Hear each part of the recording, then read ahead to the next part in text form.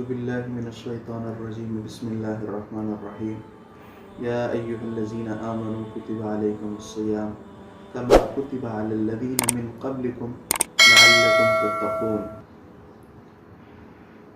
صدق الله العظيم وصدق رسول النبي الكريم ونحن على ذلك لمن الشاهدين والشاكرين والحمد لله رب العالمين. عزیزان گرامی کے در میں نے آپ کے سامنے قرآن مجید کی آیہ مبارکہ تلاوت کی. اللہ تعالیٰ اس آیہ مبارکہ کے اندر ارشاد فرما رہے ہیں یا ایھا الذین آمنوا، اے ایمان والو، کتب علیکم الصیام کما کتب علی الذین من قبلکم لعلکم تتقون. ایمان والو، تم پر روزے فرض کیے گئے ہیں جیسا جو تم سے پہلے لوگوں پر فرض کیے گئے تھے. اللہ جی کیوں فرض کیے گئے؟ لعلکم تتقون، جواب دے دیا تاکہ تم تقوی اختیار کرو. اس آیہ مبارکہ سے دو چیزیں ہمارے سامنے آئیں. سب سے پہلی چیز یہ آئی کہ روزے کا حکم کیا ہے، تو قرآن مجید میں اس کا حکم بتلا دیا گیا کہ روزے کا حکم فرض ہے، کہ روزہ ہر مسلمان عاقل بالغ پر فرض کی حیثیت رکھتا ہے. دوسری چیز ہمارے سامنے کیا آئی کہ کما کتب علی الذین من قبلکم، کہ روزے صرف ہماری یعنی رسول اللہ صلی اللہ علیہ وسلم کی امت پر فرض نہیں تھے بلکہ اس سے پہلے امتوں پر بھی روزے فرض تھے. فرق اتنا تھا کہ جو پہلی امتوں پہ روزے فرض تھے وہ 24 گھنٹے کے روزے تھے، پورے دن کے روزے فرض تھے. یعنی سونے کے بعد جب بیدار ہوئے تو روزہ شروع ہو گیا اگلے دن کا. اور ہمارے لیے رسول اللہ صلی اللہ علیہ وسلم کی امت کے لیے جو خاص انعام کیا اور رحم دلی والا معاملہ کیا گیا وہ کیا کیا کہ صرف دن کا روزہ رکھ دیا. طلوع آفتاب سے لے کر غروب آفتاب تک کا نام روزہ رکھ دیا. اس وقت تک جو طلوع آفتاب سے غروب آفتاب تک کھانے پینے سے، ہر اس عمل سے بچنا جو اللہ کے ہاں ناپسندیدہ عمل ہے، اور جن چیزوں سے روک دیا، حلال چیزوں کو کھانے سے بھی رک جانا، اس کا نام روزہ ہے. تو یہ رسول اللہ صلی اللہ علیہ وسلم کی امت کے روزے اور باقی امتوں کے روزوں کے درمیان فرق ہے. اور پیارے آقا صلی اللہ علیہ وسلم نے ارشاد فرمایا کہ 5 انعامات ایسے ہیں جو اللہ نے صرف میری امت کو دیے، باقی کسی امت کو نہیں دیے. پہلا انعام یہ دیا، فرمایا کہ اللہ تعالیٰ نے تمام جو روزہ دار روزہ رکھتا ہے اس کے منہ سے جو بو آتی ہے، روزے دار کے بھوکا پیاسا رہنے سے اس کے معدے کے جو بخارات ہیں ان کے ذریعے جو بو اس کے منہ کے ذریعے سے نکلتی ہے، اللہ رب العزت کے ہاں مشک اور عنبر سے بھی زیادہ پسندیدہ ہے. اللہ کے ہاں سب سے زیادہ پسندیدہ اس روزے دار کے منہ سے نکلنے والی بو ہے. حالانکہ عام انسان کو اگر یہ بو آئے تو اس کو نہ خوشگوار محسوس کرے وہ شخص، لیکن اللہ کو اس روزے دار کے منہ سے نکلنے والی بو انتہائی محبوب ہے.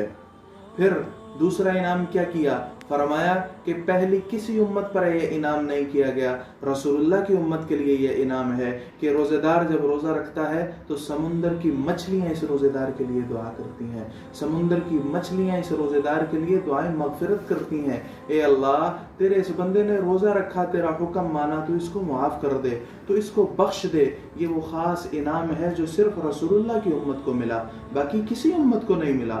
پھر اس کے بعد ایک خاص انعام کیا، فرمایا کہ پہلے کسی امت پر وہ انعام نہیں کیا گیا جو رسول اللہ کی امت پر کیا گیا. وہ انعام کیا ہے؟ فرمایا ہر روز اس روزے دار کے لیے جنت کو سجایا جاتا ہے. ایک روایت میں آتا ہے کہ ہر روز جنت کے اندر اس روزے دار کے لیے دھونی دی جاتی ہے. جیسے ہمارے گھر کوئی اگر مہمان آنا ہو تو اس مہمان کی آمد سے پہلے ہم اپنے گھر کو تیار کرتے ہیں، اس کو سجاتے ہیں، سنوارتے ہیں، مہمان خانے کے اندر تمام ساز و سامان لا کر رکھ دیتے ہیں تاکہ جو آنے والا مہمان ہے اس کو کسی چیز کی کمی محسوس نہ ہو، اس کو کسی چیز کی دقت اور پریشانی محسوس نہ ہو، وہ مطمئن ہو کر پرسکون ہو کر وہاں پر اپنا جتنا وقت ہے وہ گزار سکے، اس کو پریشانی کا سامنا نہ کرنا پڑے. اللہ تعالیٰ اس روزے دار کے لیے جنت کو روز سجواتے ہیں اور جو ہے فرشتے اس کو سنوارتے ہیں اللہ کے حکم سے، اور ایک روایت کے مطابق اس میں خوشبو کی دھونی دی جاتی ہے.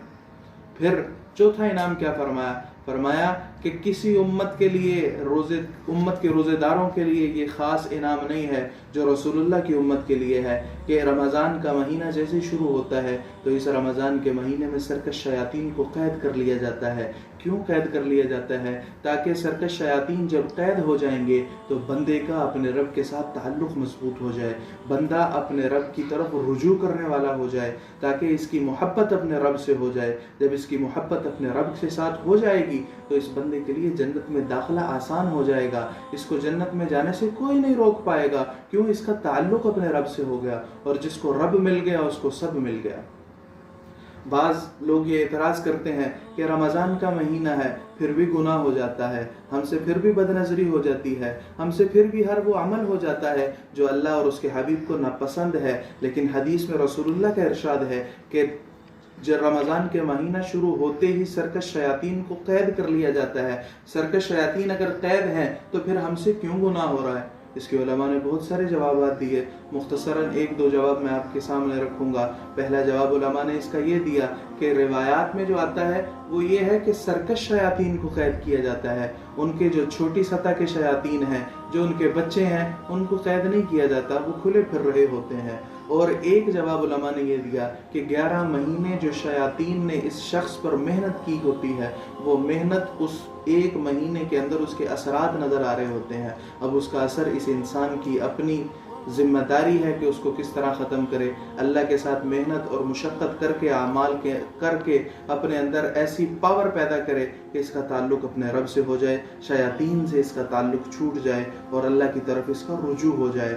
پانچواں انعام کیا فرمایا؟